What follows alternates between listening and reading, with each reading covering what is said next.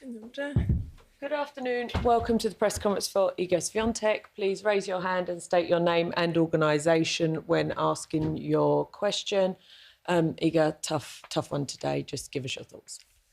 Well, for sure, it's not easy to do that right now because I lost and I'm not happy for sure. But I know I gave my all. Maybe that wasn't my best performance today, but also Elina played really well. So congrats to her, and I'll work harder to be more consistent in future years and to play better.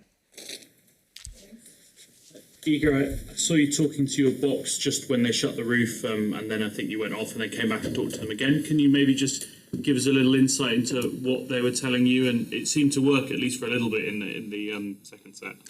Well, when the roof was closing, I had a chance to talk to my coach outside the court because the break was longer and they allow the coach to come to like a player waiting room or something. And then I wanted to also get feedback from Maciek and Daria.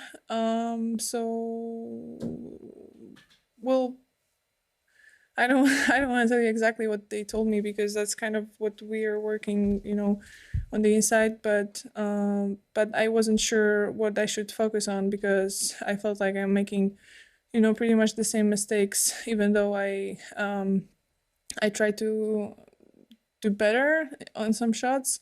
So I wanted some tip what they think I should actually, focus on because, sometimes when something is not working, it's hard to find a reason because there may be, a few reasons. And when somebody is looking from the outside, it may be a little bit easier to analyze. It seems today that your forehand especially was betraying you at the worst time. I mean, when that happened, is it just a bad day at the office because the timing is off, and or do you the frustration because it's the shot that you need?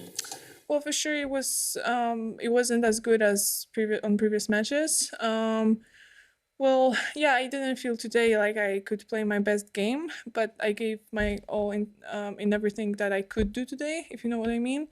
Well, for sure, yeah, my forehand wasn't the best. I'll still work on it. But honestly, it's hard for me to like point one thing. What failed exactly? I think Elina was overall just playing really aggressively and kind of giving it all in every shot. I felt like she's playing differently than before, than when we played on clay a couple of years back. So for sure I made some mistakes that I shouldn't do. That's why I lost. But she also put pressure on me, I think. Simon Briggs, Daily Telegraph. Elina's obviously become a big crowd favourite here. I think she's almost become like the British player now. There are no British players left. So do you think that the crowd kind of inspired her? And then was it difficult for you that they were kind of maybe giving her a bigger hand? Well, I don't really know what you mean because I think she's fully Ukrainian. Especially with what's going on right now, but they're treating her like they're right behind her. I didn't really measure the voices of the people from the crowd, so it was hard for me to say who are they cheering for. I thought it was a little bit more even, so I don't really care. Hey, Iga, you seem to be playing a little slower, like in between the points here than a month ago when you were on clay, and I'm just curious is that deliberate, or are you trying to think more, or is it just something I'm imagining? Is there a different approach that you have to take when you're on this surface? No, it wasn't deliberate. Maybe because it was a little bit windy. I don't know, honestly. I didn't know that I'm slower. Sorry. Iga, obviously a huge disappointment today, but I was just wondering, if you detach yourself from that, given the sort of symbolism of what Elina is doing here, is there part of you that would like to see her go on and win the title? Well, I think, overall, looking at her career, having Grand Slam title would be pretty amazing for her. So, and she's coming back after, becoming a mother. So I think I'll root for her, especially because we like each other as people. So I told her on the net that I hope she win this tournament, but you know how it is in tennis. It's tough to win a Grand Slam, but I know that for sure she wants it really bad.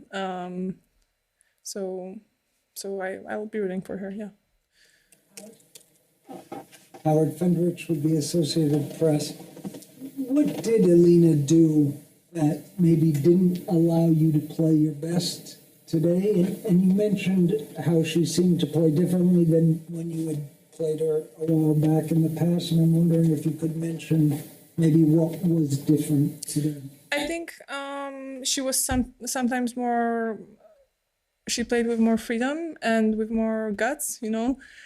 Sometimes she really just let go of her hand, and she played really really fast. And I don't know if she played like that before, because we just played once, so it's hard for me to say only from that one match in Rome. But we also practiced in Australia, and I didn't remember that she was changing rhythm so much in terms of playing these faster shots sometimes. But I totally get that why she's doing that. It totally makes sense, and you have to have guts, if you want to win these matches. After the match, Alina paid tribute to you and how much of a support you've been to Ukraine, and she said as well it made it not an easy match to play because you are close and you've shared a lot of good moments together. I just wondered if you found that as well. It wasn't so easy to play against someone who you're close to. Not really. Since I was really 13, I played against my best friends, sometimes, and I managed to kind of just focus on tennis and not think about that. And I'm leaving everything that is going on usually off court, outside of the match. And I think Alina did that as well. So I played the same kind of tennis. I was focused the same way, so I wouldn't say it had impact on me. Okay, we're going to change to